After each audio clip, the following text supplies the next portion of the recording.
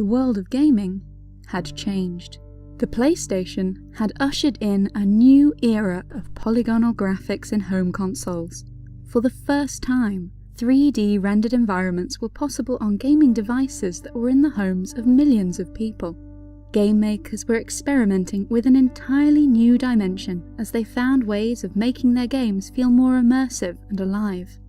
Some older, two-dimensional game genres were making the transition a lot more successfully than others. Hideo Kojima was excited. While many of his colleagues saw the third dimension as an obstacle to overcome, he saw it as his opportunity to finally create the games he'd always wanted to make.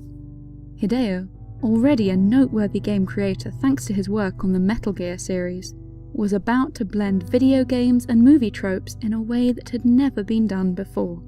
He was going to use the impressive power of the PlayStation to completely revolutionize the idea of what a video game could be.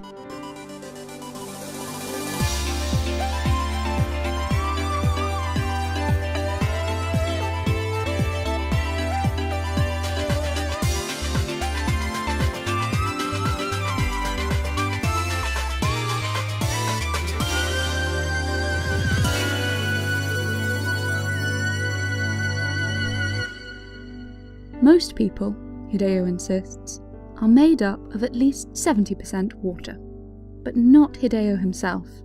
Instead, he is made up of 70% film.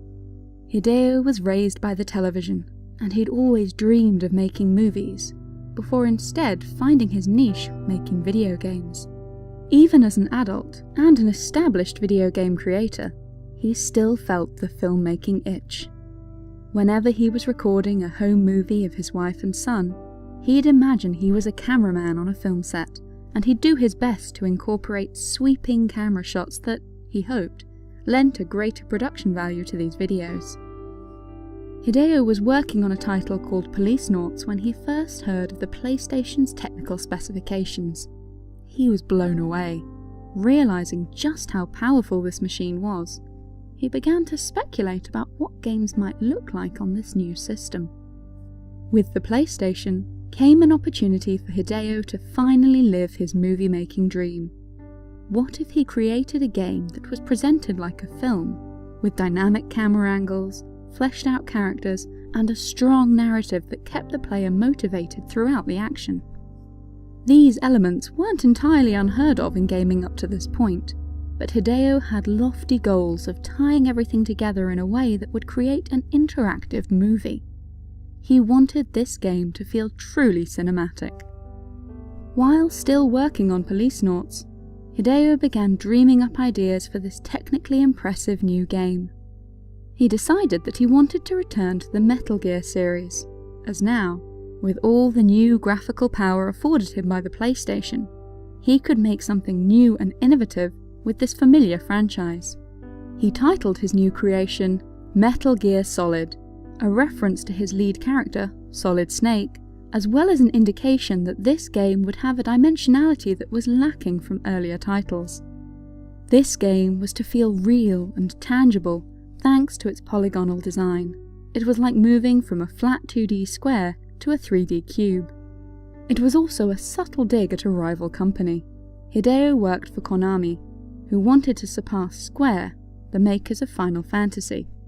Hideo was going to show his rivals how to really get video game storytelling right. Cubes and blocks were also literally used in the development of the game. Where previously, Hideo had only needed to plot out level spaces on a single flat plane, he now needed to think about the way players would explore a 3D environment. He needed to be able to see the various game areas from new angles before committing to layouts.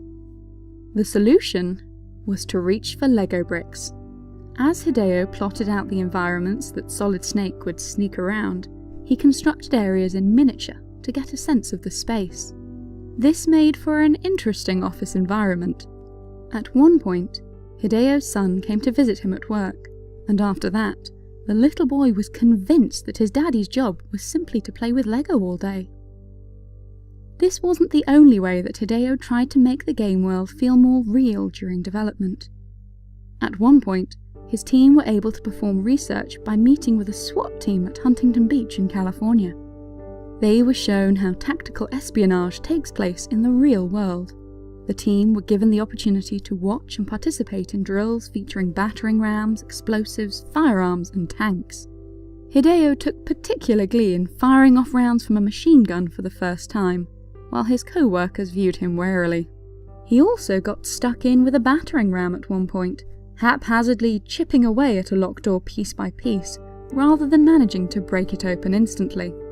Finally, when the door lay in ruins, he was treated to some slightly hesitant applause from onlooking SWAT members.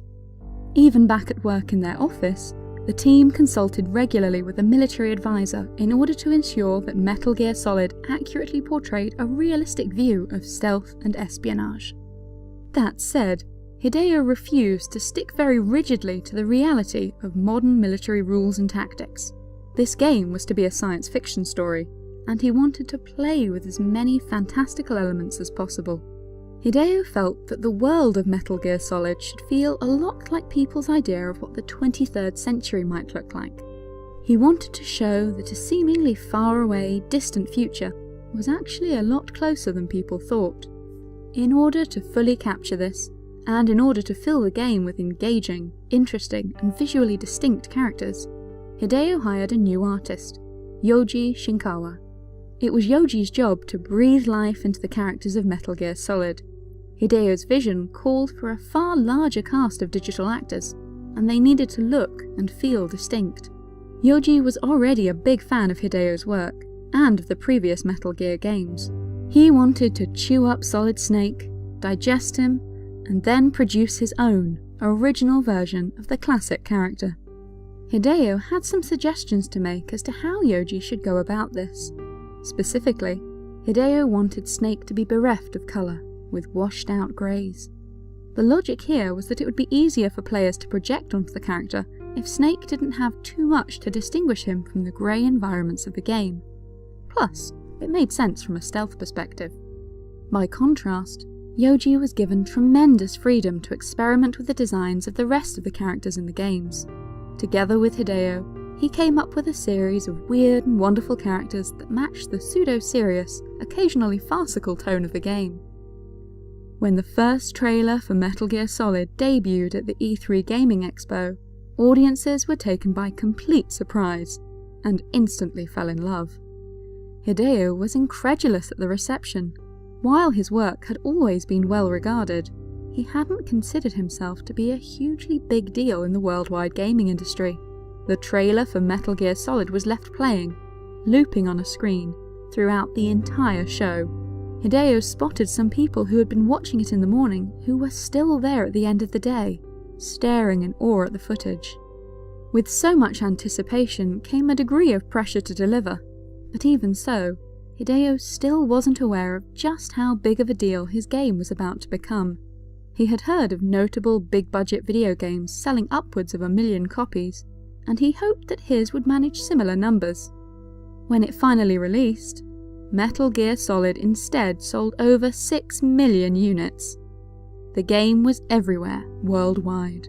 It was a full-blown phenomenon, and many players announced that it was the best game on the PlayStation. Hideo found himself catapulted from being a well-respected game developer to suddenly becoming a fully fledged superstar. Everyone wanted to know more about him, not just in Japan, but throughout the rest of the world. Hideo was pleased. His dreams had been realised, and he was now free to push the boundaries between games and movies even further in his future projects. The moral of the story is that you should hold on to your daydreams. We don't always get to do the things we wanted to when we were little. Hideo Kojima carried within his heart the desire to make epic cinematic masterpieces, but even as a game developer, this wasn't entirely possible. It was only once technology caught up with Hideo's vision that he was able to make the kinds of cinematic games that he wanted to.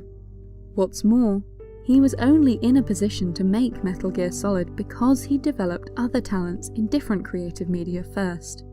If you have something that you're passionate about, doesn't seem to be quite working out for you at this time, don't give up on that dream. But see what else you can do in the meantime. Develop different skills and talents, and see what other interests you can pursue. You never know how these learning opportunities might be useful later in life. Pursue your dreams, try your best. If you keep working hard, then even if you don't end up exactly where you expected in life, you can still feel the joy from doing what you love.